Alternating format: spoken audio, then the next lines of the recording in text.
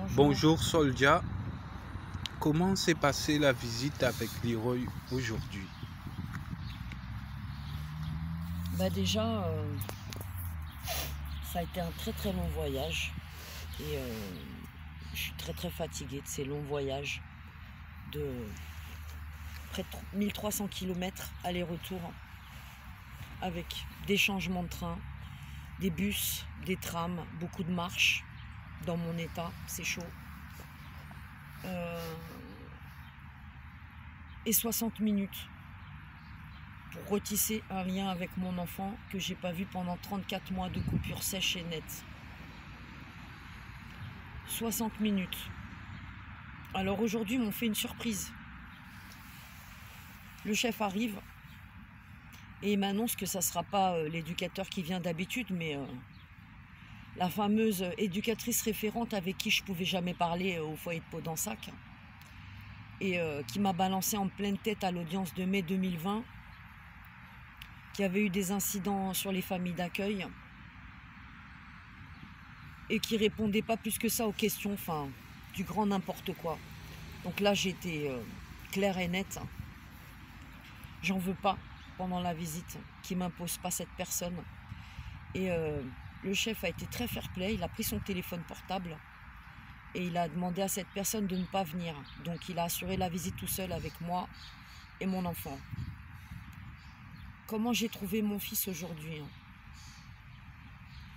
Hyper agité, dans tous les sens, brutal comme d'habitude. Et un peu là, mais complètement absent dans les dessins animés, dans les Pokémon et dans Pas de patrouille. Donc 3 ans de placement, et c'est une vraie bande dessinée ce faux placement. Mais c'est tragique parce que je reconnais plus mon enfant en fait. C'est pas le petit garçon que j'ai laissé il y a 3 ans. Il y a plus cette magie. Il y a plus rien quoi. Ils ont tout bousillé, ils ont tout cassé, ils ont tout détruit. Je suis qu'une mère porteuse en fait. Ouais. Et je me soumets à tout ce qu'ils veulent. Les visites, le mépris du département parce que j'ai aucun contact. Il n'y a aucun travail qui se fait derrière avec des travailleurs sociaux. Un vide immense, sidéral. Qu'aujourd'hui, j'ai demandé au chef si c'était vraiment un placement parce que... Et puis non. Même lui ne parvient pas à me répondre. Et il m'a encore redit aujourd'hui qu'il n'avait jamais vu ça, un placement secret. Parce que même lui travaille sur le vide. Il a accès à rien. Il a pris cette situation il y a 3 mois. Je ne sais même pas si c'est ce qui se passe dans ces foyers en fait. En tout cas, il m'a bien fait comprendre qu'il n'était pas décisionnaire. Et que c'est monsieur le juge et le département. Monsieur le juge Laurent Gebler.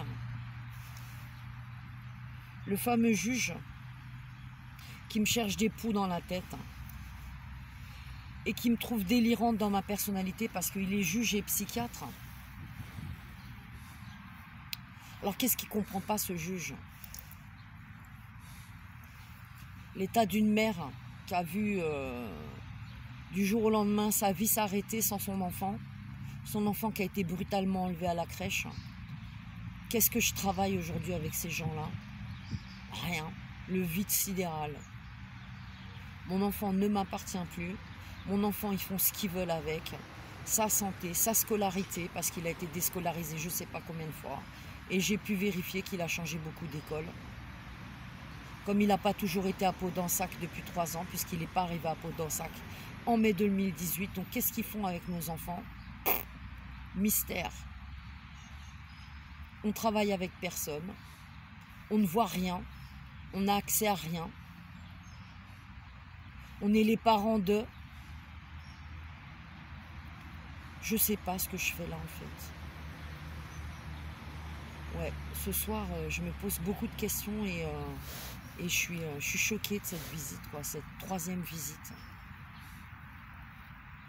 Où j'ai pas de relation avec Leroy en fait que achète-moi, ramène-moi et c'est tout quoi. C'est tout ce qu'il y a. Et mon compagnon était là aujourd'hui et lui aussi il est consterné. Hein, parce que c'est quoi le projet aujourd'hui? Alors je lui ai demandé hein, à ce chef. Donc il m'a dit que la prochaine visite va se faire dans Lyon, c'est eux qui vont se déplacer. Mais que pour l'instant, ils sont en recherche d'un établissement pour Leroy dans Lyon. Mais qu'il n'y a pas vraiment de lieu défini pour l'instant. Donc on est dans le flou total. On est dans le sursis, on est dans l'attente. L'avenir de Leroy, je ne sais pas.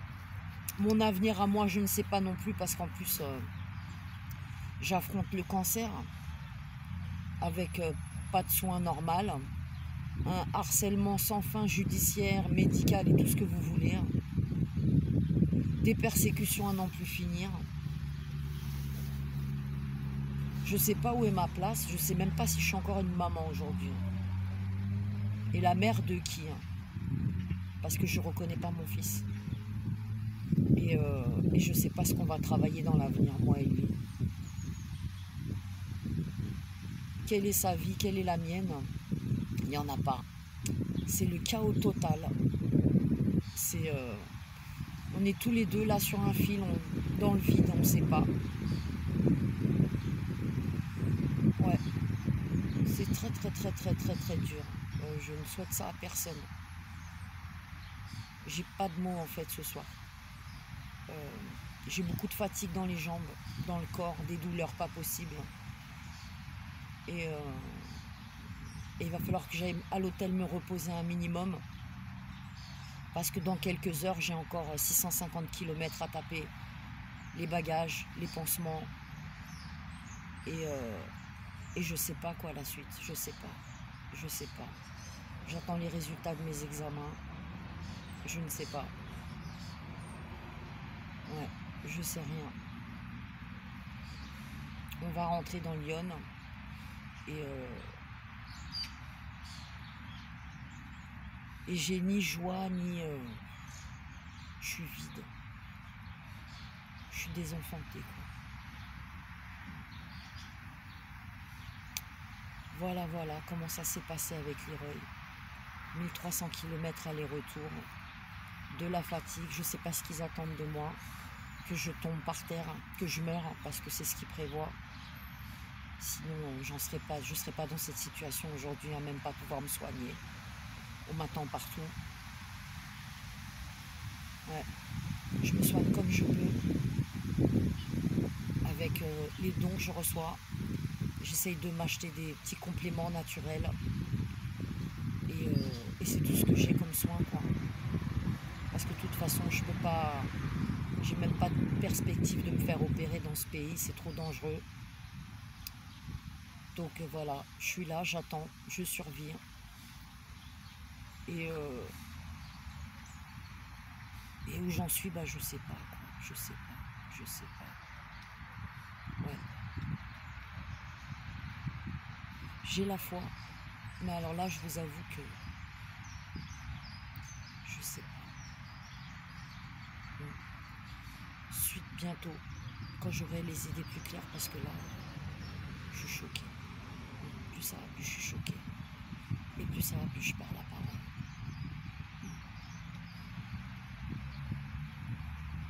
Ils ont complètement détruit ma vie. Ça fait 12 ans que ça dure.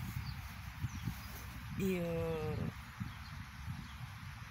j'ai plus de famille. J'ai un toit aujourd'hui, mais c'est tout ce que j'ai, quoi.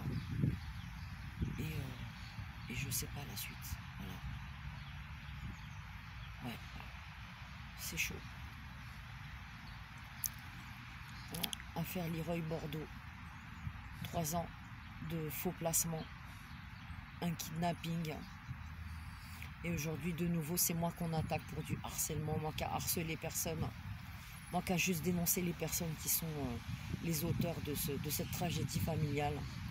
Parce que la seule victime dans l'histoire, c'est moi et mon enfant. Et les coupables, bah, ils sont de l'autre côté. Hein. Et ils sont puissants.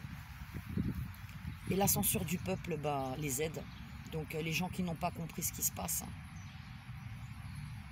je ne sais pas comment je vais vous expliquer ça, moi.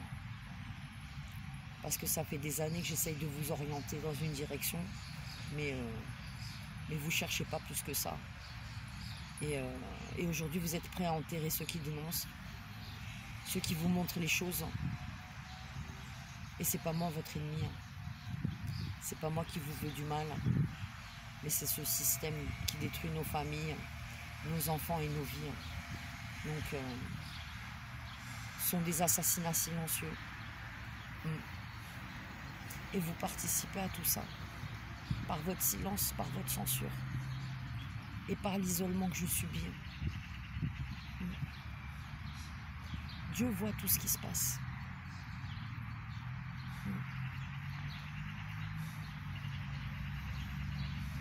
Et tous ceux qui participent à ça auront des comptes à rendre. En attendant, moi je me bats, j'essaye de rester en vie pour mon fils. S'il comprend un peu ce qui se passe, parce que j'ai l'impression que lui non plus, il n'est plus dans ce monde.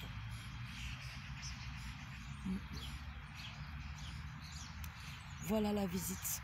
1300 km pour 60 minutes. On est là dans un parc. Et on va rentrer dans notre chambre d'hôtel. Et dans quelques heures, on repart. Pour des kilomètres de fatigue. Et de la morphine.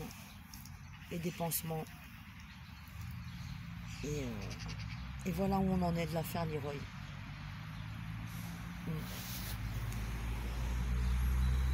Je sais pas la suite. J'espère, mais je sais pas ce que j'espère en fait. À bientôt.